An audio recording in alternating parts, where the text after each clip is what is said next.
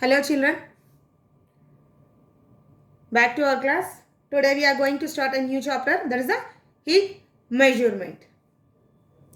First of all, what is heat and how do we measure the heat? Yes, we will learn in this chapter. What is heat? To know that one, first I will ask one question, that is, why we wear woolen and dark color clothes in winter and why we wear light clothes in summer? What is the reason for it? Yes, because of cool climate in winter, to protect our body from outside weather. That is the cool weather. We will wear woolen cloths or dark color cloths. Means the woolen cloths keep our body warm. Whereas in winter, we will wear light color cotton cloths. Because of hot temperature in the summer, to protect ourselves from that hot weather, we are wearing light color cotton cloths.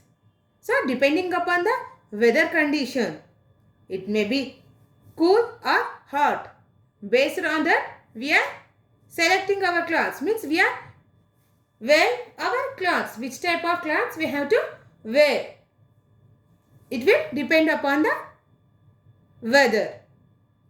Same as in winter, we feel cool inside our house.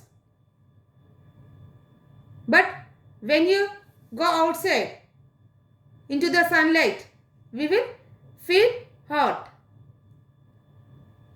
But whereas in summer, again it is reverse. When you are outside, means not in the sunshade, but when you go out, we will feel somewhat cool. But in our houses, we feel it was very hot without a fan. So, to protect ourselves from that hot condition in the summer, we are using fans, ACs, coolers, everything. Same how we are using this all in winter also, we are using sweaters, heaters, room temperature maintaining heaters. So these are also used.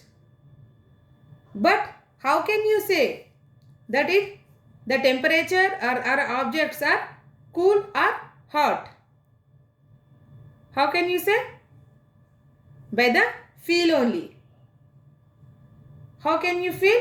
By touching. Means when the temperature, when the outside coolness or hardness, when it touches our body, we can feel that it is cool. And if it is hot, we will say it is hot.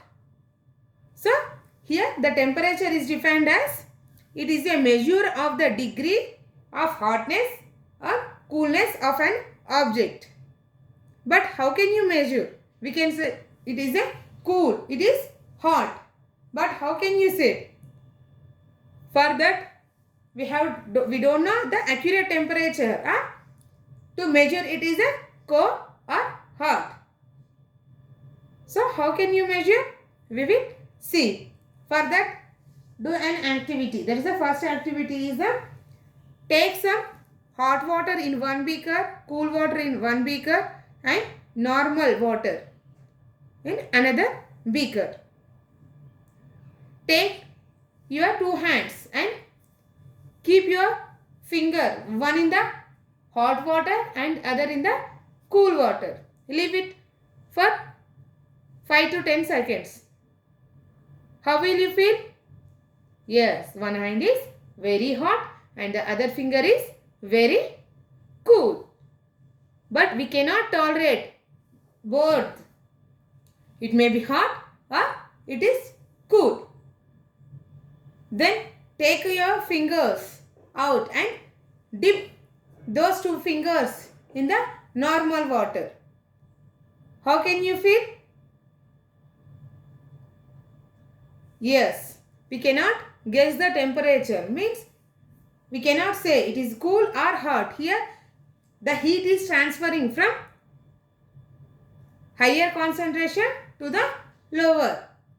Means from the higher object to the lower object. Whereas cool, it will be reverse. Means, for example,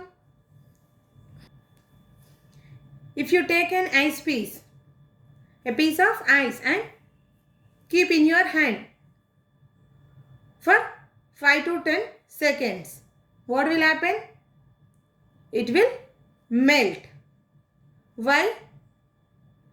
Because the temperature of our hand is more when compared to ice. Ice is cool. So, the temperature of our hand is transferred to the ice. The piece of ice. Then it will melt. And your hand will become cool. Because of the coolness of ice. So, by this we can say that the energy is transferred from an object of higher temperature to the lower temperature. So, the heat energy move from your body to the piece of ice. That's why you will feel cool. Here the energy is nothing but the energy which makes an object appear cool or hot is called heat. Okay? But how can you say that the given object it is hot or cool? When you touch that object only. Just like we did an experiment about water. When you are touching that water it is hot or normal water or cool water. Means by touching with the fingertips only you can identify. You can feel the temperature. But you can say that it is cool and hot. But we cannot estimate how much cool or how much hot the water is. So, to estimate, to say the clear, exactly, we cannot say it by touching it. But we can say by using the instrument like thermometers. Okay? If you see, when we are cooking the rice, we will place the plate on the bowl, that cooking vessel. When the water or the rice is boiling, the plate, the lid which is kept on that vessel, it will move up and down. Why it happens? Because when the water is boiling in that vessel or when the rice is cooking, the heat energy converts the water into water vapor. Here, by increasing the water vapor in the vessel, means because of the pressure. As the water vapor increases, the pressure also increases inside the vessel. So, that pressure moves the lid up and down. Okay. But nobody is pushing it. But where does the energy comes from? Here, the heat is a form of energy. So, because of the heat which we are giving for boiling the rice, it converts the energy. Means it will, because of the heat energy, the rice is boiling. While boiling, the water which is present in that will produce the vapors. These vapors increases the pressure and moves the lid up and down. Not only this, when you rub your hands or when you are rubbing anything with your hands, you will feel somewhat heat in your hands. But where does that heat produced? How it came? Because of the mechanical energy.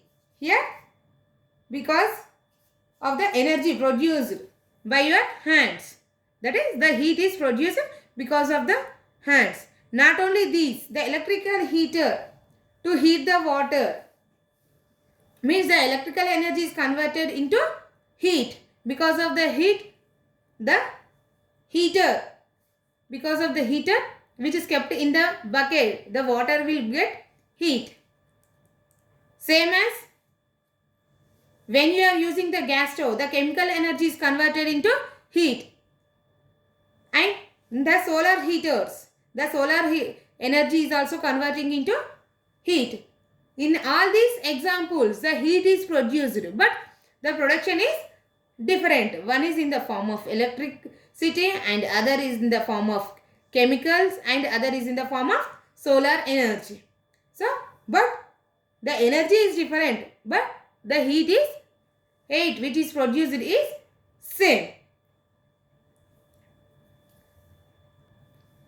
Not only this, even in the thermal power stations, the heat energy is converted into electrical energy.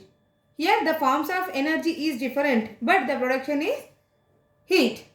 Because of using this only, we are doing many activities in our day-to-day life.